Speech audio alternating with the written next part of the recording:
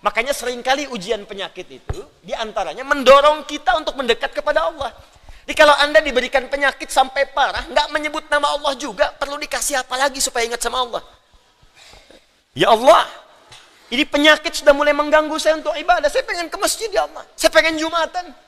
Saya pengen jamaah ya Allah. Cuman karena ini saya nggak bisa lagi jamaah. Bukankah Engkau menyukai hambamu yang jamaah ya Allah? Bukankah Engkau menyukai hambamu yang sholat bersama ya Allah? Bukankah Engkau menyukai zikir ya Allah yang Kau dengar setiap waktu ya Allah? Wa anta arhamur rahimin, sedangkan Engkau yang paling sayang padaku. Kalau yang paling sayang saja tidak Engkau sembuhkan, lantas kepada siapa lagi aku mohon dan meminta? Kalau kepada yang paling sayang saja tidak menyembuhkan, kepada siapa lagi aku mesti meminta? Anda tahu apa jawabannya? Fastajabna lahu fakashafna ma bihi min dhurrin wa atainahu ahlahu wa mithlahu ma'ahum rahmatan min indina, ujungnya wa dzikra lil abidin. Kata Allah, aku akan sembuhkan penyakitnya, hilangkan semua kesulitannya, bahkan aku kembalikan aset-aset yang dirasakan hilang.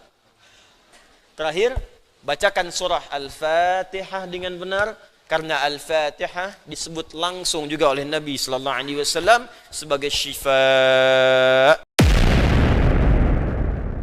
Saudara-saudariku, alhamdulillah kita masih diberikan kesempatan untuk beribadah dan mempelajari sebagian dari tuntunan syariat agama kita di masjid ini. Semoga seluruh niat kita diikhlaskan oleh Allah Subhanahu wa taala, karena seluruh ibadah akan bergantung kepada niatnya.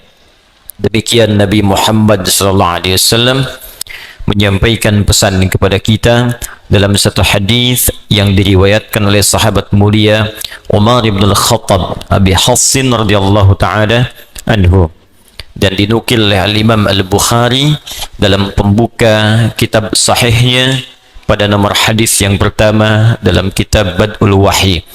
Innamal a'malu binniyat wa innama likulli imri'in ma nawa. Sungguh seluruh aktivitas pekerjaan, apalagi ibadah itu akan bergantung kepada niatnya. Ini setidaknya memiliki dua makna utama. Pertama, semua hal yang terkait dengan motivasi, khususnya niat, itu akan sangat menentukan capaian, kesungguhan, dan kesuksesan sebuah pekerjaan. Jadi kalau niat kita sempurna dalam mengerjakan sesuatu, maka motivasi untuk mengerjakan pekerjaan itu pun akan maksimal dan sempurna.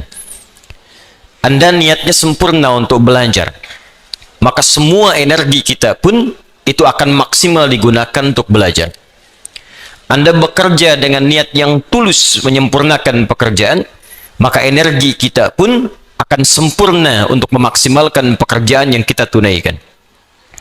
Dalam pendekatan ukhrawi atau akhiratnya, maka niat akan menentukan nilai pahala yang Allah berikan kepada kita terkait aktivitas yang kita tunaikan sebagai ibadah ataukah bukan. Jadi begitu kita kerjakan diniatkan karena Allah, maka berubah ia menjadi ibadah, dan disitulah kemudian memiliki nilai pahala. Tapi sebaliknya, sekalipun itu tanpa ibadah, bagian dari ibadah, tapi niatnya tidak ditujukan untuk kepentingan ibadah, maka dia tidak memiliki nilai pahala di hadapan Allah Subhanahu wa taala. Saya berikan contoh begini, misal dia terlihat seperti ibadah, salat itu ibadah, infak itu ibadah, tapi ada orang yang bahkan dicela oleh Allah ketika salat, tidak dianggap ketika infak. Siapa mereka? Yaitu orang yang tidak meniatkan ibadahnya untuk ibadah. Fawailul lil musallin, celaka orang salat. Anda bayangkan, orang salat ada yang dinilai celaka, apalagi yang tidak salat. Tapi siapa yang salat dan celaka ini? Alladzina hum an salatihim sahun, yaitu orang yang lalai dalam salatnya. Lalai yang dimaksudkan apa? Apakah lalai ini lupa rakaat? Apakah lalai ini melambat-lambatkan salat? Ternyata definisi lalai yang pertama yang disebutkan di ayat ini, teruskan ayatnya, alladzina hum yuraun. Pertama, yang lalai dalam niatnya. Lalai dalam niatnya. Seorang yang ibadah, motivasinya ingin dilihat Allah. Ini yang paling pertama dari niat. Ketika seorang ibadah, maka keinginannya dilihat oleh Allah. Itu yang disebut dengan ihsan namanya. Hadis Muslim nomor hadis yang ke-8. An ta'budallaha ka'annaka tarah fa illam takun tarahu fa innahu yarak. Maka engkau menjadikan ibadahmu itu semua ingin dilihat oleh Allah.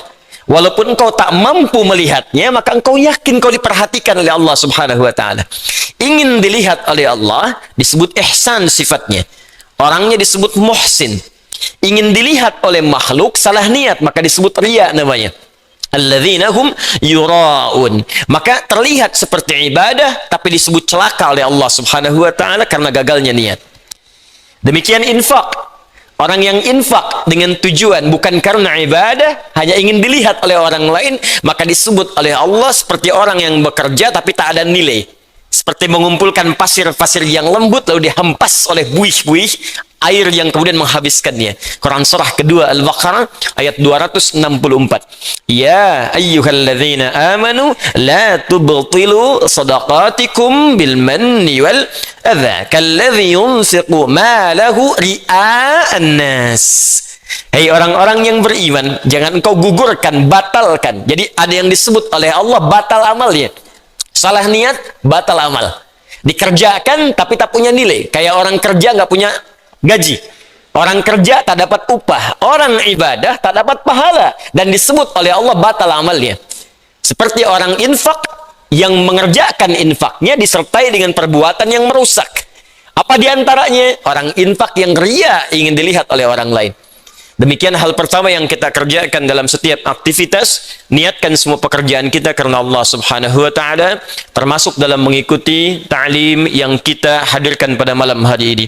Dengan niat yang ikhlas maka sempurna ilmu akan diberikan kepada kita. Dan dengan niat yang ikhlas karena Allah, tingkatkan takwa kepada Allah, maka akan dipermudah kita untuk menangkap dan mengamalkan pengetahuan yang kita pelajari. Itu yang dimaksudkan di intisari Quran surah kedua Al-Baqarah di akhir ayat 282. Wattaqullah wa yu'allimukumullah. Tingkatkan takwamu kepada Allah. Awal meningkatkan takwa kepada Allah memperbaiki niat. Ketika takwa ditingkatkan, wa yu'allimukumullah, maka Allah akan menambahkan padamu tambahan-tambahan pengetahuan. Semoga Allah memberikan kemudahan pada kita, pada setiap apa yang kita pelajari. Kita memulai dengan mendoakan saudara-saudari kita.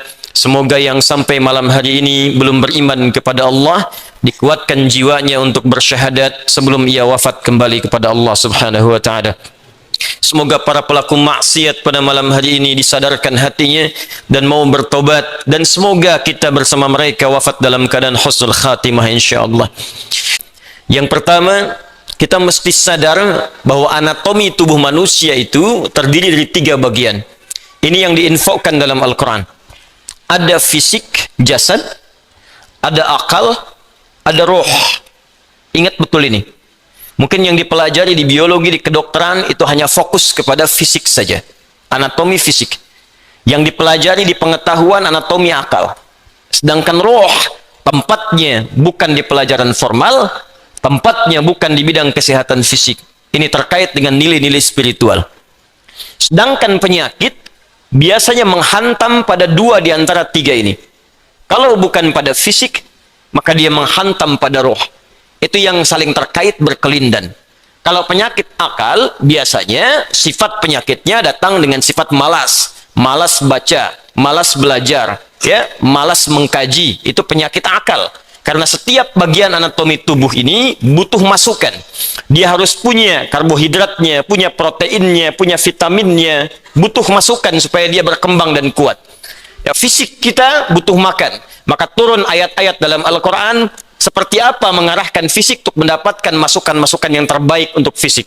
Quran surah kedua misalnya ayat 168, ayat 172, ya, dan turunan-turunan yang lainnya. Kata Allah, ya ayyuhan nasu kulu mimma fil ardi halalan thayyiban. Hei semua manusia, jaga fisikmu, cari makan dengan baik. Tak semua yang diinginkan mesti dimakan. Cari yang engkau butuhkan, membuat fisikmu sehat dengan cara yang legal. Jadi kalau tips Al-Quran ingin badannya sehat, badannya kuat, maka kata Allah diantaranya, apa fungsinya? Diturunkan ayat, kata Allah, Tidak semua yang diinginkan mesti dimakan. Yang menyehatkan itu yang dikonsumsi. Tapi cari dengan cara yang benar. Jangan sampai Anda dapatkan dengan cara yang menyimpang. Kebutuhan fisik. Akal juga sama. Dia butuh masukan, butuh nutrisi. Tidak diberikan nutrisinya, maka akan tumpul bagian dari otak kita. Maka lemahlah kemudian cara berpikir seseorang, sulit mendapatkan pengetahuan. Apa makanannya? Turun ayat. Quran surah 96 ayat pertama. Iqra bismi rabbikal ladzi khalaq. Membaca bagian dari nutrisi akal. Turun ayat tentang mencari pengetahuan dengan cara yang benar. Quran surah ke-58 ayat 11. Yarfa'illahu alladhina amanu minkum walladzina utul ilma darajat. Allah akan mengangkat derajat seseorang ketika dia memenuhi bagian-bagian kebutuhan hidupnya. Tingkatkan imanmu, yang kedua, tambahkan pengetahuan. Quran surah ke-9 ayat 122. Wa ma kana al-mu'minuna liyanfiru kaffah falawla nafara min kulli firqatin minhum ta'ifah liyattafaqahu fid din wa liyunziru qaumahum idza raja'u ilaihim la'allahum yahdharun. Kata Allah, ayo belajar sampai paham, sampai mengerti. Kalau sudah pandai, balik ke kampung masing-masing, ajarkan orang di kampung supaya mendapatkan pengetahuan yang serupa. Nutrisi terkait akal. Ruh tidak banyak dipelajari. Sejak zaman Nabi, orang bertanya pada Nabi SAW, Muhammad, apa esensi roh? Bagaimana sifatnya? Bagaimana bentuknya? Apa nutrisinya? Turun Quran surah ke-17 ayat 85 untuk menjawabnya. Yas'alunaka 'anir ruh. Qulir ruhu min amri rabbi wa ma utitum minal ilmi illa qalila. Muhammad SAW, mereka semua banyak bertanya kepadamu tentang esensi roh. Katakan pada mereka, roh itu urusanku. Semua infonya hanya dimiliki Allah Subhanahu wa ta'ala. Dan kalian tidak diberi pengetahuan kecuali sedikit. Sedikit untuk urusan fisik, silahkan. Ya, gali, analisis terkait tentang fisik, bedah. Dapatkan kebutuhannya, teliti bagian-bagiannya, dapat kita infonya. Tentang akal, silahkan temukan, kreasi. Dapatkan ciri-ciri pengetahuan yang baru, bidang-bidangnya, turunan-turunannya. Tapi roh, kata Allah, hanya aku yang tahu nutrisinya. Maka diturunkanlah kemudian nutrisi roh untuk menguatkan nilai spiritual seseorang yang bisa menguatkan fisik dan akalnya. Awas, hati-hati ya. Kalau fisiknya sakit, tapi rohnya sehat, itu boleh jadi daya tahan tubuhnya semakin kuat. Dalam arti, bisa jadi, walaupun fisiknya kurang sehat, tapi rohnya kuat, dia bisa menjalani kehidupan dengan baik. Tapi kalau rohnya sakit, walaupun fisiknya terlihat sehat, sesungguhnya dia dalam keadaan selemah-lemahnya dalam beraktivitas. Nanti kita akan buktikan. Ya. Apa nutrisinya? Ibadah. Karena itu tidak ada nutrisi terbaik bagi roh kecuali ibadah. Untuk itulah kita diperintahkan sholat, diperintahkan mengaji, diperintahkan puasa, diperintahkan baca Al-Quran, diperintahkan tahajud. Apa esensinya? Untuk memberikan masukan kepada roh. Karena sekuat-kuatnya fisik, kalau rohnya lemah, maka akan berpengaruh pada ketahanan fisiknya. Saya beri contoh sederhana begini. Fisiknya kelihatan sehat, tidak ada luka, nggak ada masalah. Cuma rohnya sakit.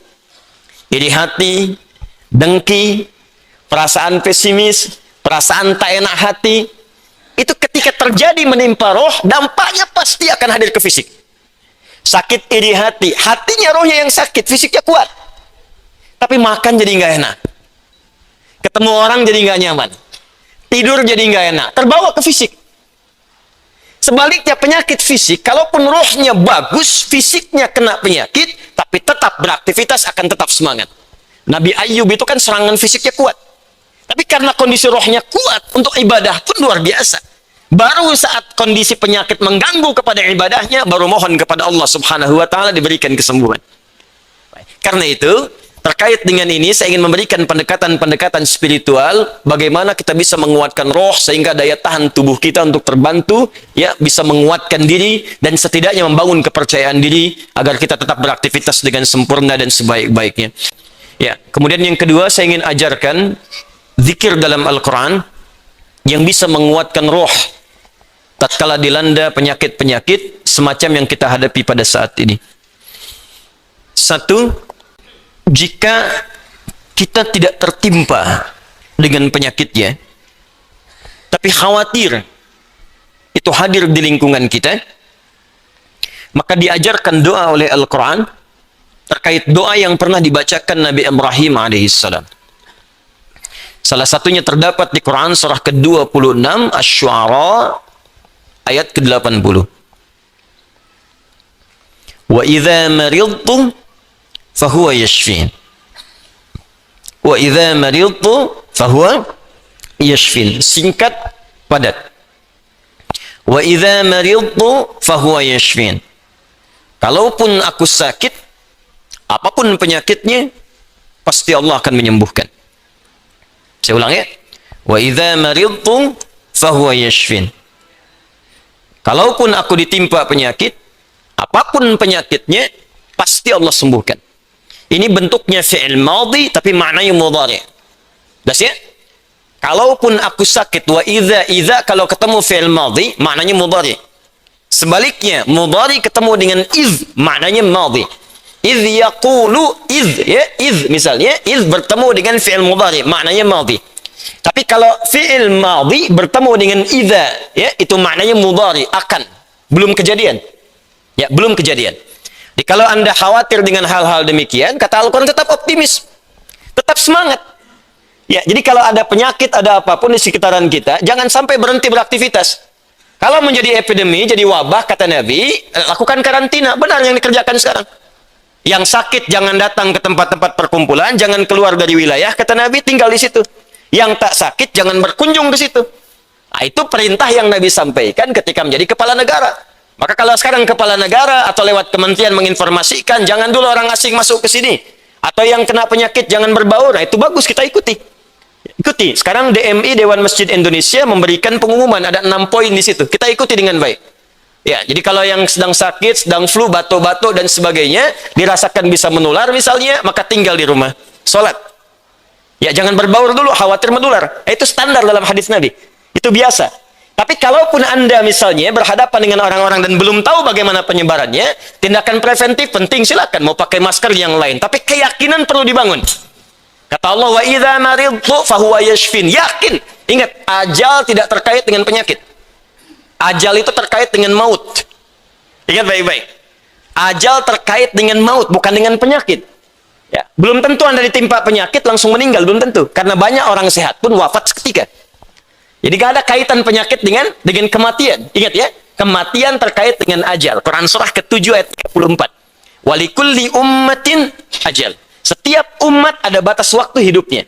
Fa idza jaa ajaluha la yastakhiruna sa'atan wa la yastaqdimun. Kalau sudah tiba ajalnya, maka tak bisa Anda mohon dimajukan, tak bisa pun dimundurkan. Ayat ini ingin mengatakan, sudah kalau mau itu urusan Allah. Mau dengan kematian, mau dengan maaf, mau dengan penyakit, mau dengan yang lainnya, kalau tiba ajal ya meninggal. Kalau belum tiba ya nggak akan wafat. Makanya nggak usah terpikir bunuh diri, nggak ada kerjaan. Ya, minum baygon misalnya 1 kontainer, ya, kalau belum tiba ajalnya nggak akan wafat. Ya, jelas ya. Dan kalaupun sedang sakit, jangan dikait-kaitkan dengan kematian. Mungkin yang nengok meninggal duluan. Bisa jadi begitu. Atau dokter yang mengobati wafat duluan. Mungkin terjadi. Karena itu kalaupun Anda kemudian misal ada vonis dari dokter, Anda terkena, Anda suspek, Anda macam-macam, tidak. Jangan simpulkan dengan hal-hal yang kecil dulu. Ketika Anda simpulkan, dekatkan dengan kematian, justru itu akan menurunkan imun Anda sehingga kekebalan tubuh itu semakin menurun. Kuatkan. Ya, wa idza maridtu fahuwa yashfin. Kalaupun saya sakit, Allah pasti akan sembuhkan. Tapi jaga diri baik-baik dengan hal-hal yang tadi diisyaratkan. Yang kedua, kalau Anda terkena penyakitnya dan divonis menjadi bagian dari ahli penyakit itu, misal yang sekarang terkena misalnya kena corona atau kena yang lain, kena cancer, kena macam-macam, maka Allah ajarkan zikir yang selanjutnya yang bisa Anda bacakan, tapi tolong dibacakan dengan penuh keikhlasan dan permohonan kuat kepada Allah Subhanahu wa taala. Saya akan gabungkan 3 surah sekaligus. Insya Allah kalau Anda bacakan dengan benar, di situ ada janji dari Allah, seperti Allah janjikan kepada Nabi Ayub, penyakit apapun selain kematian, Allah akan berkenan menyembuhkannya. Pertama, saya urutkan dulu dari urutan ayatnya. Quran surah ke-17, ayat 82. Sudah? Ayat 82. Disambungkan ke Quran surah ke-21. Al-Anbiya ayat 83 sampai 84. Nanti saya bacakan ayatnya. Terakhir ditutup dengan Quran surah pertama. Al-Fatihah ayat 1 sampai 7.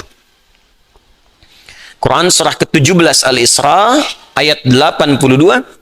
Quran surah ke-21 Al-Anbiya ayat 83 sampai 84 dan ditutup dengan Quran surah Al-Fatihah ayat 1 sampai ayat 7. Sekarang perhatikan baik-baik. Awas, ini bukan ilmu takatik ya. Ini syarat Al-Quran. Wa nunazzilu minal Qur'ani ma huwa shifaa'un. Ini poinnya. Wa rahmatul lil mu'minin wa la yazidul zalimina illa khasara. Wa nunazzilu minal Qur'an, dan kami turunkan dari ayat-ayat Al-Quran itu ma huwa shifaa'un, ada yang bisa menjadi syifa. Apa itu syifa? Obat. Apa itu obat? Syifa. Ibu syifa, ibu obat. Baik. Obat penawar itu ada dua nama. Seperti penyakit pun ada dua nama. Satu, obat bagi penyakit fisik yang standar. Disebut dawa namanya. Dawaun. Penyakitnya daun, obatnya dawaun. Ya, ada riwayat mengatakan likulli da'in dawaun. Setiap penyakit pasti ada obatnya. Kecuali kematian. Ya, kecuali kematian. Selain kematian, kata Nabi, ada obatnya. Ya, kalau kita mau kreatif, kita dapatkan analisis, dapatkan hadits. Ya, likulli da'in dawaun. Da itu penyakit fisik. Ya, pusing, sakit perut, sakit gigi, macam-macam. Kata Nabi, Anda kreatif, dapat obatnya. Obat untuk fisik ini disebut dawa namanya. Ada yang kedua, disebut dengan maradun. Maradun. Marad itu lebih kepada penyakit hati, penyakit jiwa, roh. Quran surah kedua Al-Baqarah ayat 10, fi qulubihim marad fazadahumullahu marada. Ada orang-orang munafik yang kena penyakit. Fisiknya sehat, kuat, ke masjid nomor 1, saf pertama dia. Cuma di hatinya ada penyakit. Ya, masuk masjid nyanjung Nabi, keluar masjid mencela Nabi. Nah, itu penyakit, hati-hati. Masuk masjid, nyanjung-nyanjung, keluar mencela-cela. Di depan berkata baik, di belakang menjelek-jelekan. Nah, itu sakit. Nah, itu sakit tuh. Ya. Apa penyakitnya? Marad.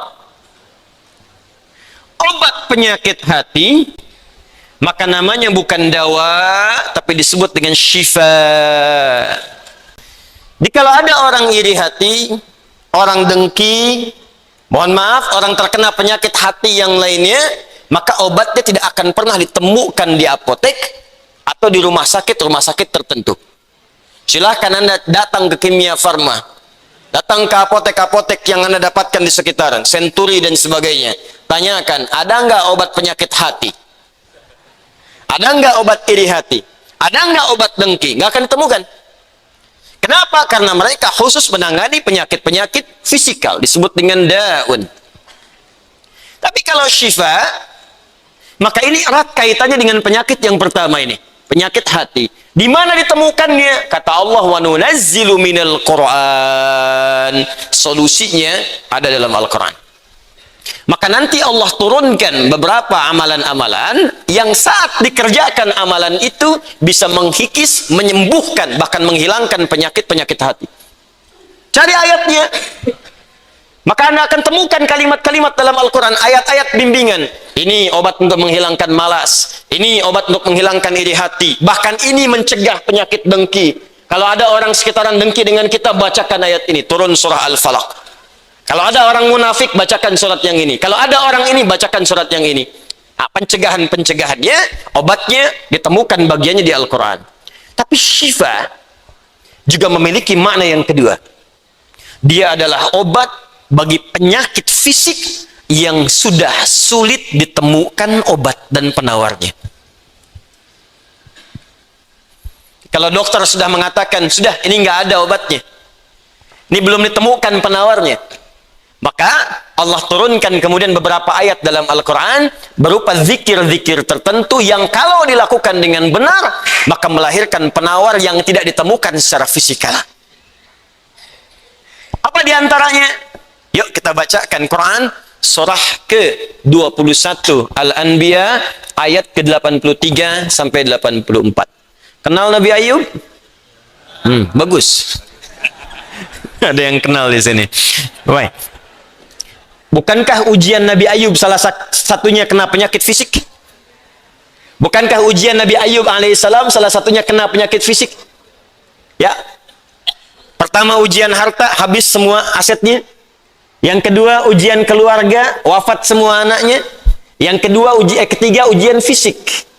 Ditimpa, diuji dengan penyakit, maaf, yang belum ditemukan obatnya, tidak akan pernah dirasakan orang sebelumnya, tidak dialami orang setelahnya, saking parahnya penyakitnya. Dokter mengatakan sudah nggak ada obat. Orang mengatakan secara klinis mustahil sembuh, nggak ada obatnya. Maka apa yang dikerjakan oleh Nabi Ayub alaihissalam? Ingat, ini pesan dari Al-Quran. Ada isyarat begini, ketika manusia mengatakan, makhluk mengatakan ini mustahil, itu tanda pertama dari Allah supaya langsung kita diminta untuk memohon kepada Allah subhanahu wa ta'ala. Jadi kalau ada orang mengatakan ini nggak bisa, itu langsung tanda langsung dari Allah supaya tinggalkan pendapat makhluk, minta kepada Khalik. Itu poinnya.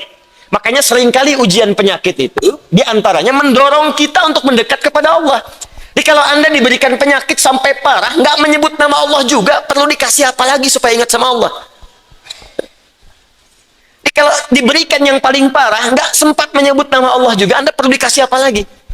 Karena itu seringkali ujian itu, kata Nabi, jika Allah mencintai seorang hamba, diberikan ujian supaya dekat dengan Allah. Innallaha idza ahabba 'abdan ibtala. Allah itu kalau sudah cinta dengan seorang hamba, diberikan ujian supaya ingat, nyebut. Mungkin sebentar lagi wafat, sebut nama Allah, dekatkan diri dengan Allah. Makanya, maaf ya, nikmat kesehatan itu berharga ketika sakit. Ya, syukur nikmat itu datang ketika sakit. Peningkatan ibadah hadir ketika sakit. Begitu diuji, ingat Allah. Nah, ini yang dikerjakan Nabi Ayub alaihissalam. Begitu penyakitnya sudah mulai mengganggu beliau ibadah, maka perhatikan zikirnya. Amalkan ini, bacakan dengan penuh ketulusan. Wa ayyuba, dan kami buka kisah Ayub alaihissalam. Idnada rabbahu anni massani yadurru wa anta arhamur rahimin. Ini zikirnya. Anni massani yadurru wa anta arhamur rahimin. Anda boleh bacakan dari sini. Ya, anni massani yadurru wa anta arhamur rahimin. Allahumma anni massani yadurru wa anta arhamur rahimin. Allahumma anni massani yadurru wa anta arhamur rahimin. Dalam tahajud Anda mohon kepada Allah. Yang divonis misalnya matanya sulit sembuh, yang divonis misalnya ini penyakit gak mungkin sembuh, yang divonis cancer macam-macam, minta Allahumma anni massani yadurru wa anta arhamur rahimin. Ya Allah, penyakit ini sudah mulai mengganggu saya untuk bisa fokus ibadah kepadamu. Ini kuncinya. Jadi kalau bacakan ayat ini, arahkan ke kepentingan ibadah. Jangan cuma minta sembuh. Sebab yang pengen sembuh pun banyak. Jangankan Anda, yang lain pun pengen sembuh. Apa motivasinya supaya Allah cepat sembuhkan kita? Maka dekatkan kesembuhan itu pada kepentingan ibadah. Minta, ya Allah saya pengen sholat. Berikan kesembuhan pada kaki saya untuk bisa melangkah. Ini peserta karantina Al-Quran, mungkin sebentar lagi akan datang kisahnya. Ada salah satu matanya yang nggak berfungsi. Divonis nggak bisa melihat. Nggak bisa melihat salah satunya. Dia ikut karantina. Dia baca Quran dengan tulus. Dia berdoa kepada Allah. Sekitar 2-3 hari yang lalu, tiba-tiba dia masuk kamar mandi, dapat cahaya, terbuka, melihat semua. Sekarang matanya bisa melihat normal dua-duanya. Minta, Allahumma anni massani yadurru wa anta arhamur rahimin. Sebentar. Ya Allah, ini penyakit sudah mulai mengganggu saya untuk ibadah. Saya pengen ke masjid, ya Allah. Saya pengen Jumatan. Saya pengen jamaah, ya Allah. Cuman karena ini, saya nggak bisa lagi jamaah. Bukankah Engkau menyukai hambamu yang jamaah, ya Allah? Bukankah Engkau menyukai hambamu yang salat bersama, ya Allah? Bukankah Engkau menyukai zikir, ya Allah, yang Kau dengar setiap waktu, ya Allah? Wa anta arhamur rahimin, sedangkan Engkau yang paling sayang padaku. Kalau yang paling sayang saja tidak Engkau sembuhkan, lantas kepada siapa lagi aku mohon dan meminta? Kalau kepada yang paling sayang saja tidak menyembuhkan, kepada siapa lagi aku mesti meminta? Anda tahu apa jawabannya? fastajabna lahu fakashafna ma bihi min dhurrin wa atainahu ahlahu wa mithlahu ma'ahum rahmatan min indina, ujungnya wa dzikra lil abidin. Kata Allah, kalau ada orang yang mengamalkan zikir ini seperti Ayub mengerjakannya, aku akan sembuhkan penyakitnya, hilangkan semua kesulitannya, bahkan aku kembalikan aset-asetnya yang dirasakan hilang. Anda biaya keluar sekian juta, puluhan juta, miliaran dibalikin oleh Allah, seperti Allah mengembalikan Ayub dan anak-anaknya plus aset-asetnya. Anaknya meninggal 12, sembuh kembali, istrinya hamil lagi. Setiap hamil, lahiran kembar, lahiran kembar. Lahiran sampai 12 kali, anak 24. Aset balik semuanya. Terakhir, bacakan surah Al-Fatihah dengan benar, karena Al-Fatihah disebut langsung juga oleh Nabi sallallahu alaihi wasallam sebagai syifa, seperti pernah kepala suku saya kisahkan di pertemuan awal, tersengat kalajengking dan medis mengatakan tidak mungkin sembuh, diruqyah kemudian dibacakan itu dan Allah berikan kesembuhan. Wallahu a'lam bissawab. Ini bagian dari ikhtiar roh, bukan bagian dari pendekatan-pendekatan obat fisik. Dan semoga dengan itu Allah memberikan ketenangan, kemudahan, dan menghilangkan segala kesulitan di sekitaran kita insyaallah.